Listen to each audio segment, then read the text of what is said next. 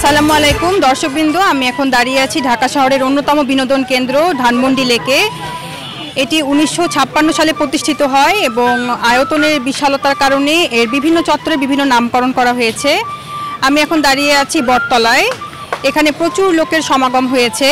ছুটির দিন হওয়ার কারণে আজ শুক্রবার এখানে উপচে পড়া ভিড়। এমনিতেও প্রতিদিনই দেখা যায় যে এখানে উপচে পড়া ভিড় থাকে। এখানে প্রচুর দর্শনার্থীর আগমন এই ধানমন্ডি লেক। এখানে শুধু ধানমন্ডি লেক নয়, এখানে সাংস্কৃতিক কেন্দ্র রয়েছে রবীন্দ্র সরোবর, যেখানে বিভিন্ন দিবসে নানা রকম সাংস্কৃতিক অনুষ্ঠানের আয়োজন করা হয়। বিভিন্ন শ্রেণী এবং পেশার মানুষ এখানে একসাথে ভিড় করে। একদম নিম্ন শ্রেণী থেকে শুরু করে উচ্চবিত্ত শ্রেণীর মানুষদেরও এখানে দেখা যায়। এখানে অনেক রকম রেস্টুরেন্ট রয়েছে, ছোট ছোট খাবারের দোকান এবং বিভিন্ন নিত্য প্রয়োজনীয় জিনিসের স্টল রয়েছে, যেখান থেকে নারীরা বিশেষত কেনাকাটা করে থাকে। আসলে এখানে ভালোই লাগে, অনেক সুন্দর।